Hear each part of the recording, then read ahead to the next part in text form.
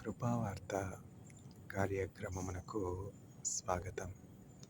నేటి ధ్యానాంశము దేవుడు గాడ్. దేవుడు ప్రేమయై ఉన్నాడు. God is love. ఓ యేసుని ప్రేమ ఎంతో మహనీయమో, ఆకాశ తార పర్వత సముద్ర ములకన్న గొప్పది. ఆకాశ తార పర్వత సముద్ర ములకన్న గొప్పది. సంకట సమయములో సాగాలేకున్నాను, దయచూపు నా మీద అని నేను మొర్రపెట్టగా, వింటేనంటివి నా మొరకు ముందు, తోడునుందునంటివి.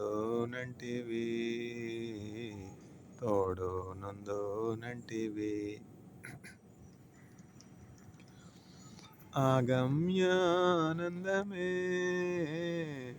హృదయము నిండెనో, ప్రభుని కార్యములో గంభీరమైనవి.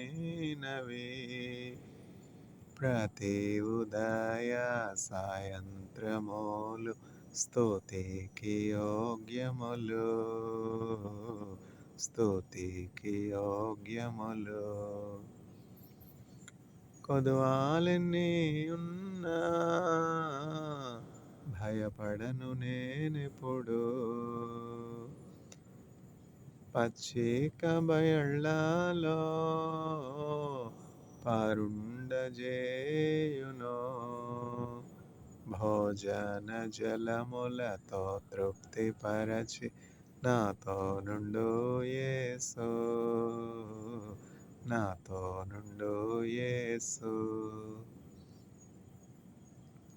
మరణాంధకారపు లోయలో సంచరించిన నిరంతరము యేసు నాదు కాపరి అయి, భోజన జలములతో తృప్తిపరచి నాతో నుండు యేసు.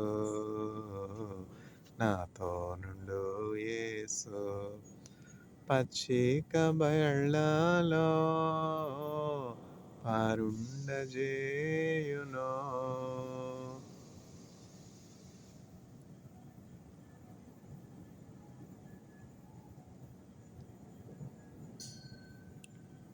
కరమునిచ్చి కాయోచు నడుపు కరుణాగల ప్రభువు.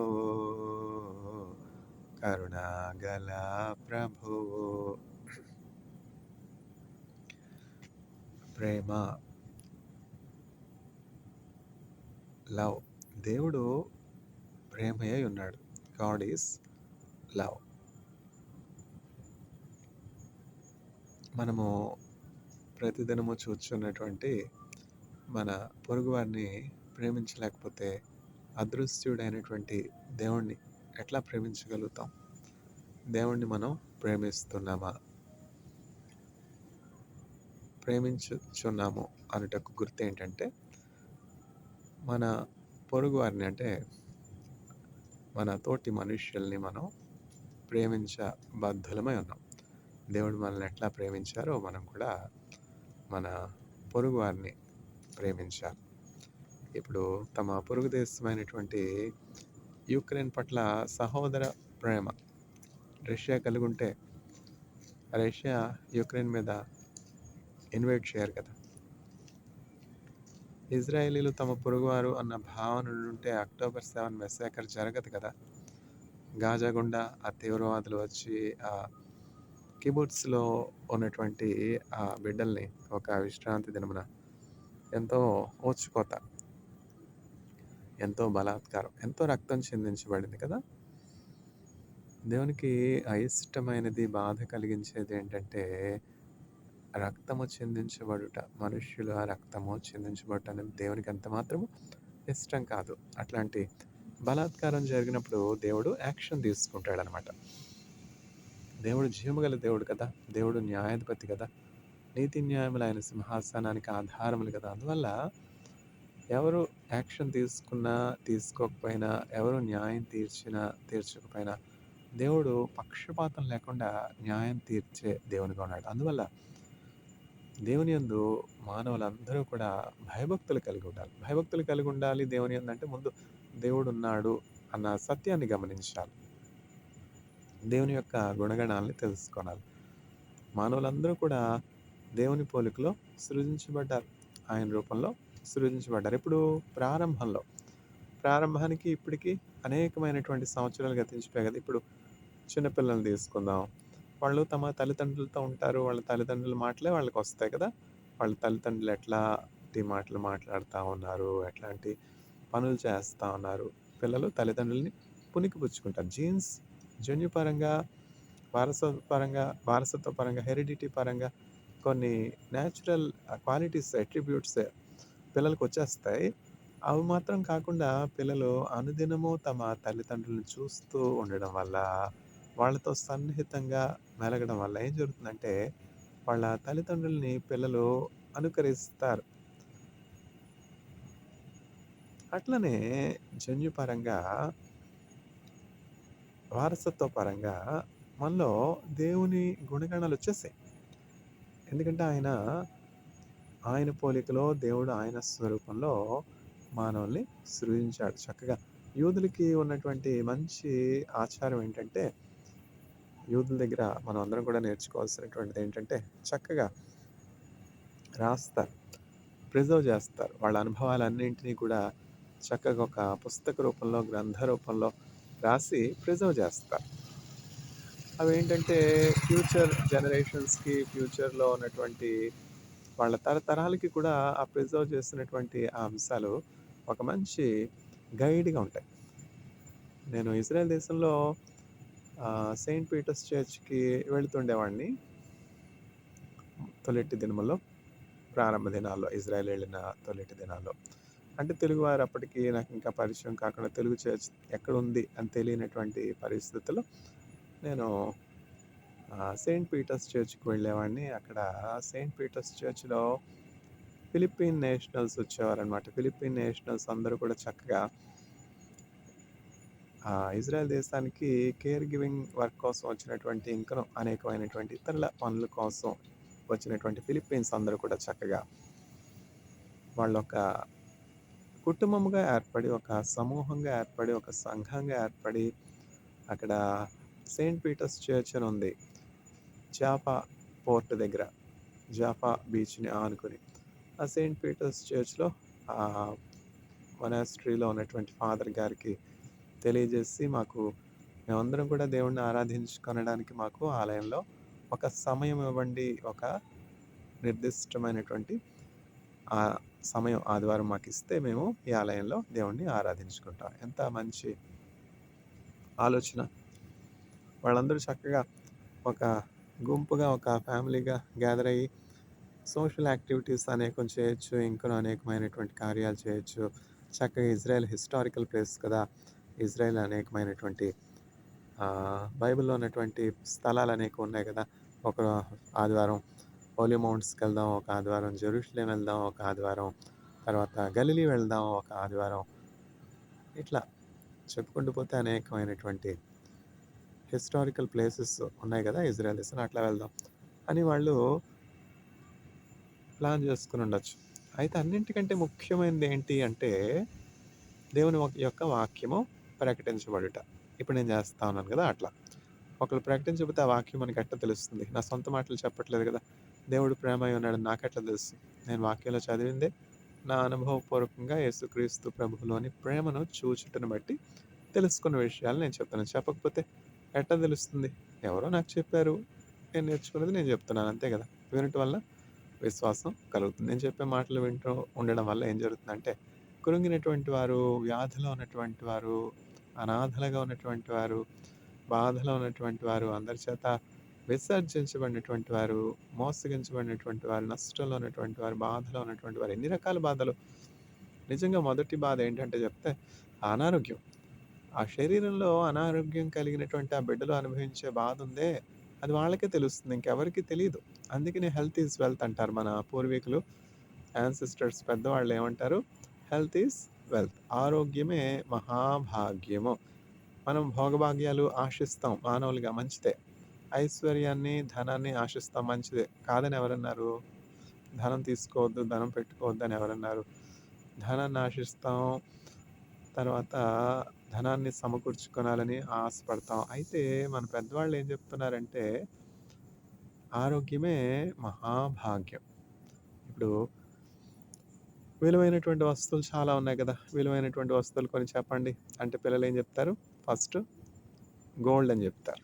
ఇంకా తెలివైనటువంటి వాళ్ళు డైమండ్స్ అని చెప్తారు. అంతే కదా! ఇనుము ఎక్కడైనా దొరుకుతుంది. ఇనుము ఎక్కడైనా దొరుకుతుంది. రాళ్ళు ఎక్కడైనా దొరుకుతాయి. చెట్టు కొమ్మలు అంటే కలప మన చుట్టూ ఉన్నది కదా! ఎక్కడైనా దొరుకుతుంది. ఆ కలపలో ప్రత్యేకమైనటువంటి ఆహ్, కలప ఏమిటి అంటే చందనం. ఆ చందనంలో ప్రత్యేకమైనటువంటి చందనం ఏమిటంటే ఎర్ర చందనం. ఎందుకంటే రేర్, ఆ రేరిటీని బట్టి, ఆ అమూల్యమైనటువంటి ఆ వస్తువుని బట్టి వాటికి విలువ ఏర్పడుతుంది. చందనం రేరిటీ ఒక్కటే కాదు, వాటికున్నటువంటి గుణగణాలు, స్వరూప స్వభావాలు. గంధం చెక్క ఎంత సువాసనొస్తుంది. ఎంతో పరిమళ వాసనొస్తుంది గదా! మిగతా చెక్కల్లో, మిగతా కలపల్లో లేనటువంటి ఆ గుణం, మంచి సువాసన కలిగినటువంటి గుణం ఎక్కడుంది? చందనంలో ఉందనమాట. లేవికాండం మనం చూసినట్లయితే సర్వోన్నతుడైనటువంటి దేవుడు లేవీయులకు అంటే అహరోను వంశస్థులకి ఇట్లా ఆదేశిస్తున్నారనమాట. మీరు నాకు ధూపద్రవ్యములు చేయనప్పుడు ఈ పరిమాణంలో, ఈ ప్రకారంగా, ఈ కంపోజిషన్‌తో చేయాలి అని చెప్పి దేవుడు చక్కగా ఏమేమి పదార్థాలు కలిపి ఆ ధూపద్రవ్యం చేయాలి. ఆ ధూపద్రవ్యాన్ని దేవునికి ఏ సమయంలో వేయాలి. మరి ఎక్కడ కూడా అట్లాంటి ఆహ్, ఆ కంపోజిషన్‌లో ఆ ఫ్రాగ్రెన్సు మరలా దేని కొరకు ఉపయోగించకూడదు. అట్లా ఉపయోగిస్తే మళ్ళా దేవుని శాపం వస్తుందనమాట. అది కేవలము సర్వోన్నతుడైనటువంటి దేవుని కొరకు మాత్రమే. అట్లనే మనం కూడా దేవునితో సహవాసం కలిగి ఉండుటకు మాత్రమే చేయబడ్డాం. అప్పుడే మన పర్పస్, మన జీవితంలో పర్పస్ డ్రివెన్ లైఫ్ అని ఒక దైవజనులు ఒక చక్కని పుస్తకం రాశారు. మన జీవితంలో ఎప్పుడైతే మనం దేవునితో సహవాసం కలిగి ఉంటామో, దేవునితో కనెక్షన్ కలిగి ఉంటామో, అప్పుడు మన పర్పస్ ఫుల్‌ఫిల్ అయినట్టనమాట. మనల్ని దేవుడు ఎందుకు సృజించారో ఆ పర్పస్ ఫుల్‌ఫిల్ అవుతున్నప్పుడు హృదయంలో వ్యానిటీ ఉండదు. హృదయంలో వాక్యూమ్ ఉండదు. ఎంతోమంది జీవితాల్లో మనం చూసినట్లయితే ఎంతో అకంప్లిష్డ్ పీపుల్, ఎంతో పినకల్లో సక్సెస్‌లో పినకల్లో ఉన్నటువంటి వారు. యాక్టర్స్ కావచ్చు, యాక్ట్రెసెస్ కావచ్చు, మోడల్స్ కావచ్చు, సైంటిస్ట్స్ కావచ్చు, పాలిటీషియన్స్ కావచ్చు, బిజినెస్ మ్యాగ్నెట్స్ కావచ్చు, బిజినెస్ పీపుల్ కావచ్చు, టెక్నాలజిస్ట్స్ కావచ్చు. ఎంతో పినాకిల్‌కి వెళ్ళినటువంటి వారు హృదయంలో వాక్యూమ్ కలిగున్నారు హృదయంలో. ఎప్పుడు? ఎందుకని? ఆ పర్పస్ తెలియకపోవడం వల్ల. దేవుడు వాళ్ళని ఎందుకు సృజించారు? ఎప్పుడు ఆ వాక్యూమ్ ఫిల్ అవుతుంది. Who can fill that vacuum? ఆ వాక్యూమ్ కేవలము దేవుని యొక్క ఆత్మ మాత్రమే ఫిల్ చేయగలదు. నా ఆత్మ లేనివాడు నా వాడు కాడని దేవుడు చెప్తా ఉన్నారు కదా! ఆత్మను మనం ఎప్పుడు పొందుకుంటామంటే యేసుక్రీస్తు ప్రభుని అంగీకరించినప్పుడు, యేసుక్రీస్తు ప్రభుని స్వీకరించినప్పుడు మాత్రమే ఆ పరిశుద్ధాత్మను మనం పొందుకుంటాం అనమాట. ఆమోస్ గ్రంథంలో ఇట్లా రాయబడినది. యోవేలు గ్రంథంలో ఇట్లా రాయబడింది. యోవేలు, ఆమోసు వీళ్ళందరూ కూడా చిన్న ప్రవక్తలనమాట. చిన్న ప్రవక్తలంటే అంత పాపులర్ ప్రాఫిట్స్ కాదు. పెద్ద ప్రవక్తలున్నారు. పెద్ద ప్రవక్తలంటే ఘనతకెక్కినటువంటి ప్రాఫిట్స్ ఉన్నారు. ఎవరు? డానియేలు, తర్వాత జెరెమియా, యెహెజ్కేలు వీళ్ళందరూ కూడా పెద్ద ప్రాఫిట్స్. ఇప్పుడు పాత నిబంధన గ్రంథంలో మొత్తం 39 పుస్తకాలున్నాయి. కొత్త నిబంధన గ్రంథంలో 27 పుస్తకాలున్నాయి. దేవుని కృపను బట్టి అట్‌లీస్ట్ 3 సార్లు ఈ పుస్తకాలన్నీ చదివాను. చదువుట వల్లనే కదా నాకు హృదయంలో లిఖించబడ్డ ఈ వాక్యం. చదవకపోతే కొంతమంది చదివే అవకాశం లేనటువంటి వారున్నారు. గుడ్డివారున్నారు. వారెట్లా చదవగలరు చెప్పండి? దేవుడు మనకు కళ్ళిచ్చారు గదా! ఆ కంటిని, ఆ కనుదృష్టిని మనం దేని కొరకు వాడుకుంటా ఉన్నామో, దేవుని వాక్యం చదువుట కొరకు వాడుకోవాలి. ఇంకొంతకాలం గడిచిన తర్వాత మళ్ళా బైబిల్ డిసపియర్ అయిపోతుంది. అంటే ఇప్పుడు దొరుకుతున్నటువంటి విధంగా ఇంత విరివిగా, ఇంత స్వేచ్ఛగా బైబిల్ సరఫరా చేయబడదు. పూర్వకాలంలో మనం చూస్తున్నట్లయితే కాథలిక్ చర్చ్, మొనార్కీ అంటాం, అరిస్టోక్రసీ అంటాం. డిఫరెంట్ ఫార్మ్స్ ఆఫ్ గవర్నమెంట్ ఉన్నాయి. ఒకానొక కాలంలో చర్చ్ గవర్నమెంట్ గవర్న్ గవర్నమెంట్‌ని గా ఉండేది. చర్చ్ యొక్క గవర్నెన్స్ అంటే గవర్నమెంట్, చర్చ్ 2 కూడా కలిసి ఉండేవన్నమాట. గవర్నమెంట్ అథారిటీస్ అందరూ కూడా they are subjects to the church అనమాట. చర్చ్ అంటే కాథలిక్ చర్చ్. అందువల్ల కాథలిక్ చర్చ్ వాళ్ళు ఏం చెప్తే అదే పాలిసీ, అదే లా. ఈ బైబిల్ గ్రంథం కూడా అందరికీ అందుబాటులో ఉండేది కాదు. బైబిల్ గ్రంథాన్ని చదవడం కాదు, పట్టుకోవడం కాదు, వాళ్ళ దగ్గరికి వచ్చేదే కాదు. బైబిల్ గ్రంథం సరఫరాలోనే ఉండేది కాదు. ఎవరికీ అందుబాటులో ఉండేదే కాదు. అట్లాంటి పరిస్థితిలో మార్టిన్ లూథర్ అనే దైవజనుడు ఆహ్, దేవుని వాక్యం అందరికీ అందుబాటులోనికి రావాలి. ఈ కాథలిక్ చర్చ్ యొక్క నియమ నిబంధనలు మారాలి. మార్పు రావాలి. వాక్యం అందరి కొరకు, యేసుక్రీస్తు ప్రభు అందరి కొరకు, వాక్యంలో ఉన్నటువంటి ఆ జీవం అందరికీ అందాలి. వాక్యంలో ఉన్నటువంటి ఆ జ్ఞానం అందరికీ అందాలి అని చెప్పి ఎన్నో మార్పులు చర్చ్‌లో రావటానికి ఆయన మార్టిన్ లూథర్ ఎంతో ప్రయాసపడ్డారు, ప్రార్థించారు దేవుని ఆత్మ కలిగి. అందువల్ల ఇప్పుడు మనం చూస్తున్నట్లయితే బైబిల్ గ్రంథం ఇప్పుడు అందరికి అందుబాటులో ఉందా లేదా? బైబిల్‌లో ఉన్నటువంటి 66 పుస్తకాలు కూడా అందరికీ అందుబాటులో ఉన్నాయి. సామాన్యులకి, సామంతులకి ఇంకా. ఫ్రీగా గిడియోన్స్ ఇంటర్నేషనల్ వారైతే క్రొత్త నిబంధన గ్రంథంలో ఉన్నటువంటి 27 పుస్తకాలు చిన్న పాకెట్ బుక్‌గా చేసి ఫ్రీగా సరఫరా చేస్తున్నారు. హోటల్స్‌లో పెడతారు. తర్వాత పబ్లిక్ ప్లేసెస్‌లో పెడతారు. స్కూల్స్‌లో డిస్ట్రిబ్యూట్ చేస్తారు. యూనివర్సిటీస్‌లో డిస్ట్రిబ్యూట్ చేస్తారు. రైల్వే స్టేషన్స్‌లో డిస్ట్రిబ్యూట్ చేస్తారు. బైబిల్ ఉంటే ఎప్పుడప్పుడు తీసి ఎవరైనా చదువుకుంటారు అన్న ఉద్దేశం. అట్లాంటి మార్పులు రావడం వల్ల ఇప్పుడు మనకి బైబిల్ గ్రంథం ఉన్నదనమాట. ఈ రాజ్యమును గూర్చినటువంటి సువార్త మొదట సకల జనములకు ప్రకటించబడును. అటు పిమ్మట అంతము వచ్చునని మత్తయి సువార్త 28వ అధ్యాయంలో యేసుక్రీస్తు ప్రభువారు చెప్పినటువంటి మాటలు లిఖించబట్టి మనం చూస్తున్నాం. ముందుగా ఒక సూచన, అంతము అంటే ఎండ్ డేస్‌కి, ఎండ్ టైమ్స్‌కి సూచన. కాలజ్ఞానం అంటాం గదా మనం. బ్రహ్మం గారి కాలజ్ఞానం అంటాం తెలుగు వాళ్ళం. అట్లనే క్రైస్తవులు కూడా ఏమని చెప్తారంటే ఎండ్ టైమ్స్ అంటారు. End times. యుగాంతం అంటాం తెలుగు వాళ్ళం. ఇంగ్లీష్ వాళ్ళొచ్చి ఎండ్ టైమ్స్ అంటారు. ఈ ఎండ్ టైమ్ ఈవెంట్స్ అన్నీ కూడా ఇప్పుడు జరగడం మనం చూస్తున్నాం అనమాట. ఎండ్ టైమ్ ఈవెంట్స్ అంటే we are indeed reading the last chronicles of planet Earth. Planet Earth యొక్క చివరి దినాలు మనం చదువుతూ ఉన్నాము. చూసారా? క్లైమేట్ చేంజ్ అని వింటూ ఉన్నాము. ఎక్కడుంది నెమ్మది? ఎక్కడుంది? అగ్నిలా ఉంది కదా భూగోళం. ఒక స్టూడెంట్ నాతో చెప్తా ఉన్నాడు. కృష్ణ హాస్టల్ ఐఐటీ మద్రాస్‌లో ఉండేటువంటి ఆ స్టూడెంట్. ఐఐటీ మద్రాస్ అంటే ఎంత ఆశీర్వదించబడినటువంటి ప్రదేశం. ఎంత ఎకాలజికల్ బ్యాలెన్స్ ఎంతో చక్కగా ఉండి, తర్వాత ప్లాంట్స్, ట్రీస్ చక్కగా ఉండి, గ్రీన్ పాస్చర్స్. ఐఐటీకి నాకు గత 23 సంవత్సరాల అనుబంధం. ఐఐటీలో మొట్టమొదటిసారి నేనెప్పుడు ల్యాండ్ అయ్యాను, మే 2002 ఇంటర్వ్యూ కొరకు వచ్చాననమాట ఐఐటీ మద్రాస్. ఎప్పుడూ ఐఐటీకి వస్తానని అనుకోలేదు. ఎక్కడ కాతేరు, ఎక్కడ రాజమండ్రి, ఎక్కడ విశాఖపట్నం, ఎక్కడ మద్రాస్. నేను 23 సంవత్సరాల క్రితం విషయం చెప్తున్నాను. ఇప్పుడంటే మనకి మొబైల్ ఫోన్స్, ఈమెయిల్స్ వచ్చాయి. చాలా విరివిగా మనం మొబైల్ ఫోన్స్ వాడుతున్నాం. ఈమెయిల్స్ వాడుతా ఉన్నాం కమ్యూనికేషన్ కొరకు. 23 సంవత్సరాల పూర్వము ఎట్లా అంటే ఇంటర్నెట్ కేఫ్‌కి వెళ్ళాలనమాట. ఇంటర్నెట్ షాప్స్ ఉంటాయి. కంప్యూటర్స్ ఇంటర్నెట్ కేఫ్‌కి వెళ్ళి అక్కడి నుంచి మనం ఈమెయిల్స్ చేసుకుంటాం. ఎందుకంటే మొబైల్ ఫోన్స్ అందరి దగ్గర ఉండేవి కావు. నా దగ్గర అసలే లేదు. ఆయన పెంట కుప్పల మీద నుంచి దీనులను లేవనెత్తువాడు, దరిద్రులను నేల నుండి పైకెత్తువాడు ఆయన.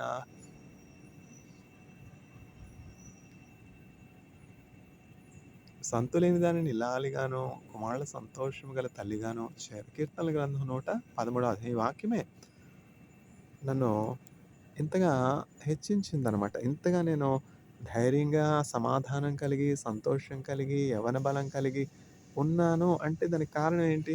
అందరూ ఎదుర్కొంటున్నట్లు నేను శోధనలు ఎదుర్కోలేదా?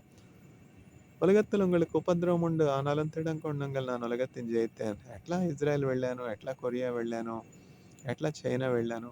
అన్నీ ఉండి వెళ్ళడం కష్టం కాదు, సులువే. అనేకమైనటువంటి ఆర్థిక వనరులు కలిగి ఉండి వెళ్ళడం సులువే. కుటుంబ పరంగా, ఇంకేమో సామాజిక పరంగా, స్నేహితుల పరంగా సపోర్ట్ ఉండి వెళ్ళడం సులువే. కానీ యేసుక్రీస్తు ప్రభువుని ఒక్కళ్ళనే ఆధారంగా చేసుకొని వెళ్ళడం ఎంతో ఎంతో కష్టం. విశ్వాస యాత్ర ఎంతో కష్టం. విశ్వాస యాత్ర దూరమెంతైనా విందుగా దోచెనో, విరజిమ్మే బలము ప్రసరించే ప్రేమ విశ్రాంతి నొసగుచున్.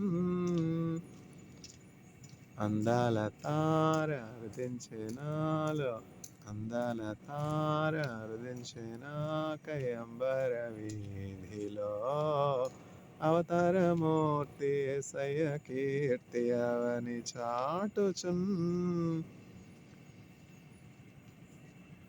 ఆనంద సాంద్రము పొంగెనాలో అమర కాంతిలో, ఆది దేవుని చూడ ఆశింప మనసు పయనమైతిని. యెరూషలేము రాజనగరిలో యేసును వెదకుచు, ఎరిగిన దారి తొలగిన వేళ ఎదలో కృంగితే. యేసయ్య తార ఎప్పటి వోలే ఎదురాయె త్రోవలో, ఎంతో ఎబ్బరపడుచు విస్మయమొందొచ్చు ఎగితి స్వామి కడకు. ప్రభు జన్మస్థలము పాకాయే గాని పరలోక సౌధమే, బాలుని చూడ జీవితమంత పావనమాయెను.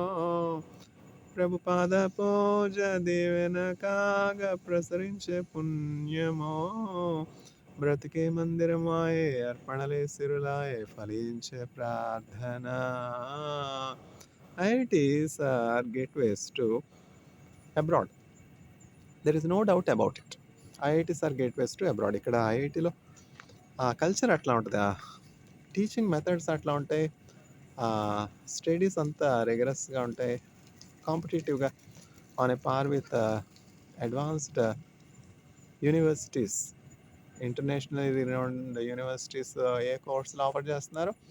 ఐఐటీలో on a par with MIT, on a par with Harvard, on a par with Oxford, Cambridge.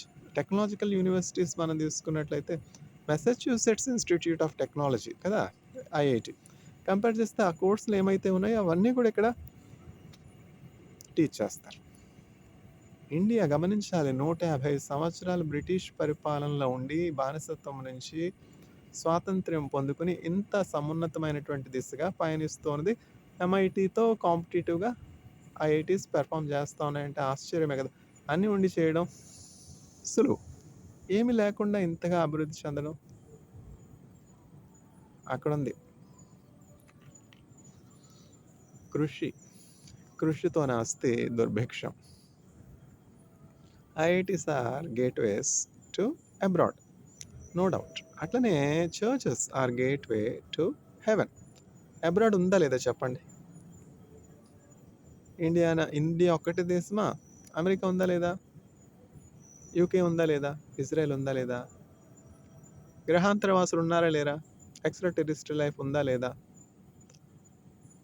నిత్య జీవము లేకుండిన ఎడల మేము చేయుచున్నటువంటి స్వార్థ పరిచర్య వ్యర్థము. భూలోకవాసులందరికంటే మేము దౌర్భాగ్యులము. నిత్య జీవం అన్నది లేకపోతే, పునరుద్ధానం అన్నది లేకపోతే, మృతుల పునరుద్ధానం అన్నది లేకపోతే, ఈ ప్రకారంగా ఈ స్వార్థ ఇంత ప్రయాసపడుతూ ప్రతిరోజు ఈ బోధ మేము చేయటం వ్యర్థము. ఎందుకంటే ఇది మరణ శరీరము మరల మహిమ శరీరంగా మార్పు చెందనే ఉన్నది. ఇప్పుడు గోధుమ గింజలు విత్తుతున్నాము, గోధుమ గింజలు విత్తినప్పుడు ఎట్లా గోధుమ గింజలు వస్తూ ఉన్నాయి, వరి విత్తుచున్నాము ఎట్లా వరి వెన్నులు వస్తూ ఉన్నాయి. అట్లనే గోధుమ గింజ భూలోకంలో పాతి పెట్టి మరణిస్తేనే కానీ బహుగా ఫలించదు. అట్లా మనం కూడా భూలోకంలో జీవించి తర్వాత పాతి పెట్టబడి సమాధి చేయబడి తర్వాత మృతుల పునరుద్ధానం కొరకు నిరీక్షణ కలిగి ఉన్నాం అనమాట. అట్లాంటి మృతుల నిరీక్షణ మృతుల పునరుద్ధానం చనిపోయినటువంటి వారు తిరిగి లేస్తారు అన్నటువంటి నిరీక్షణ లేకపోయిన ఎడల, ఆ పునరుద్ధానం అనేది వాస్తవం కాకపోయిన ఎడల, మేము ప్రకటించుచున్నటువంటి ఈ సువార్త వ్యర్థము. ఆ ప్రకారంగా ఈ సువార్త ప్రకటించుట వలన ఏమీ ప్రయోజనం లేదు. మాకంటే దౌర్భాగ్యులు గూడా, నిష్ప్రయోజకులు గూడా ఇంకెవరు ఏమి ఉండరు. ఎందుకంటే ఈ లోకంలో ఉన్నటువంటి సుఖభోగాలు, ఈ లోకంలో ఉన్నటువంటి ఆకర్షణలన్నింటిని విసర్జించి, పరిత్యజించి మేము మానవులందరి రక్షణ కొరకు ప్రయాసపడుతున్నాం. లోకంలో ఉన్నదంతా కూడా నేత్రాశ, శరీరాశ, జీవడం. పావులు జీవించలేడా? పేతురు పెళ్లి చేసుకొని భార్యను పెట్టుకొని తిరగలేడా? పిల్లలతో ఉండలేడా? భార్యాబిడ్డలతో ఉండకూడదని యేసుక్రీస్తు ప్రభు చెప్పలేదు. కానీ ఏం చెప్పారంటే, narrow is the gate to heaven. Paul చెప్తా ఉన్నాడనమాట. వీళ్ళందరిలాగా నేను భార్యాబిడ్డలు పెట్టుకొని తిరగలేనా? సుఖంగా ఉండలేనా? నాకెందుకొచ్చింది ఈ కష్టం? కొరడా దెబ్బలు, చెరసాలు, ఆకలి దప్పులు నాకేనా? ఆయనను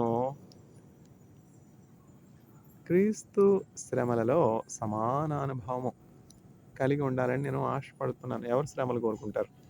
బంగారం కోరుకుంటారు, వెండి కోరుకుంటారు, చందనం కోరుకుంటారు, పూలు కోరుకుంటారు, తర్వాత పరిమళాలు కోరుకుంటారు, తర్వాత పూజలు కోరుకుంటారు, సన్మానాలు కోరుకుంటారు, ఘనత కోరుకుంటారు, ఆధిక్యత కోరుకుంటారు, మంచి పేరు కోరుకుంటారు.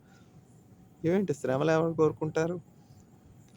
క్రీస్తు శరీరంలో పొందినటువంటి శ్రమల్లో ఏ శ్రమలైతే కొదువై ఉన్నవో, ఏవైతే పొందలేకపోయినారో, పొందలేదో, ఆ శ్రమలన్నీ కూడా నా శరీరమందు పరిపూర్ణము కావాలని నేను కోరుకొనుచున్నాను. ఇదేం వింత? శ్రమలేంటి?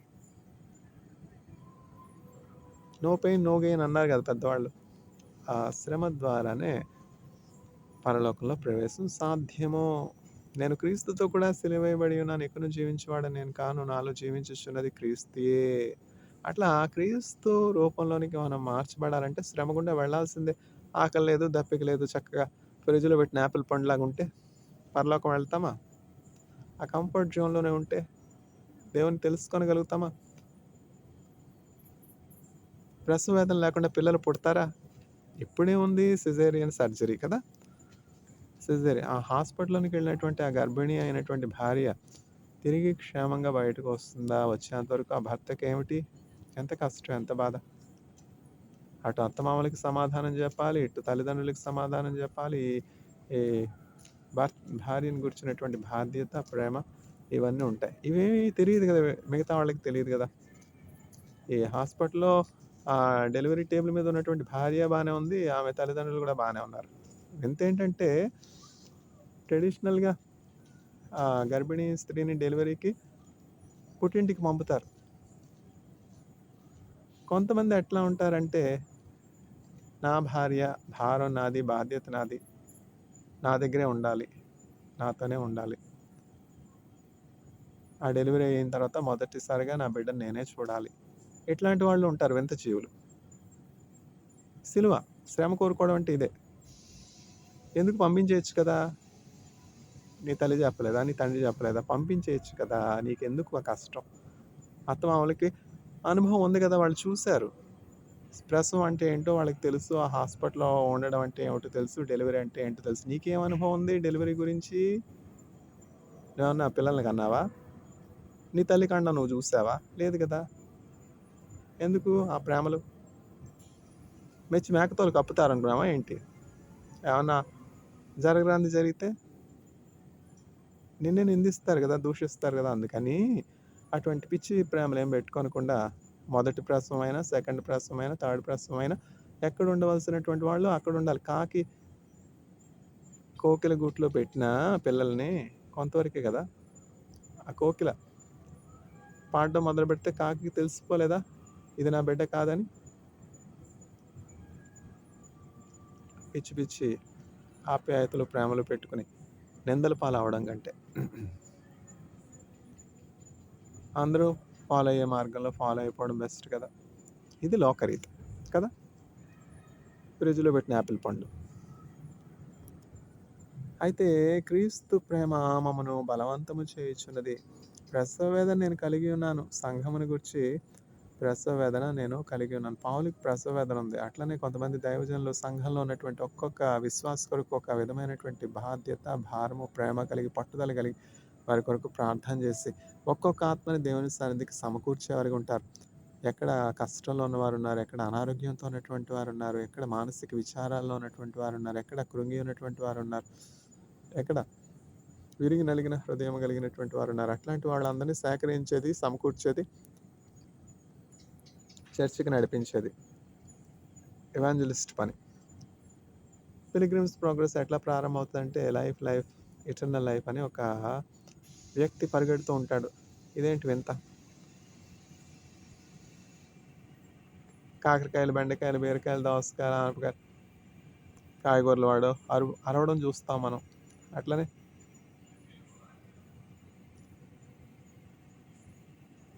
ఇప్పుడు అన్నీ కూడా రోడ్ల మీదకి ఎవరు తెచ్చి అమ్మట్లేదు. పూర్వం అయితేనా వెజిటేబుల్స్ అన్నీ కూడా రోడ్డు మీదకి వచ్చేవి. ఫ్రూట్స్ అన్నీ కూడా అరటిపళ్ళు, మామిడి పళ్ళు ఇవన్నీ కూడా రోడ్డు మీదకే వచ్చాయి. ముంజులు, పనసకాయలు, ఎండాకాలం వస్తే మామిడి పళ్ళు అన్నీ రోడ్డు మీదకి వచ్చేవి. పరక, పాతిక అట్లా ఇంటికి వచ్చినటువంటి ఆ సైకిల్ మీద తీసుకొస్తారనమాట. అట్లా కొనుక్కున్నాం. ఇప్పుడు ఇంటి వరకు ఎవరు వస్తూ ఉన్నారు? బళ్ళకి సైకిల్ కట్టుకుని వచ్చేది ఎవరు? బండ్లు తీసుకుని వచ్చేది ఎవరు? మారిపోయింది కదా.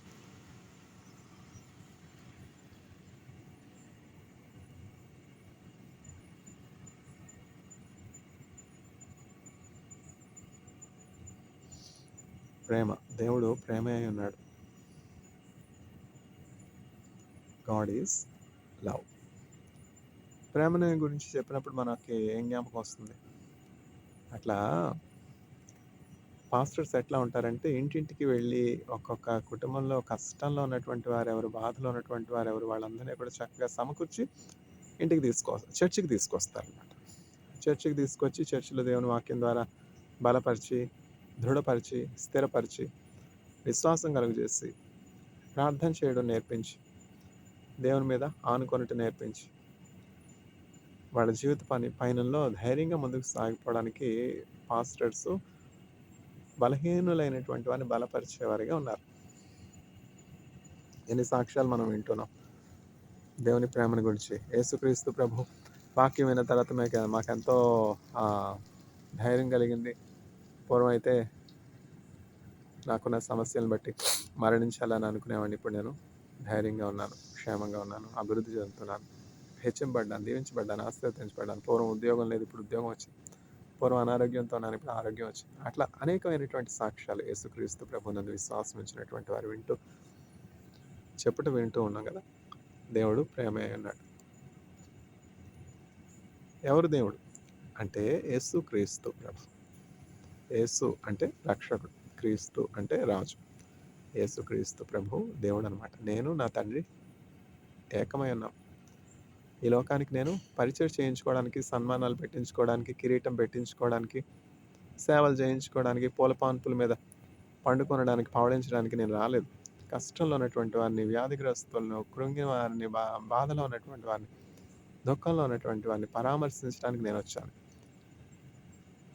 నేను పరలోకానికి వెళ్ళి పరిశుద్ధాత్మని మీకు ఆదరణకర్తగా పంపించాను. నేను మిమ్మల్ని అనాథలుగా విడిచిపెట్టను.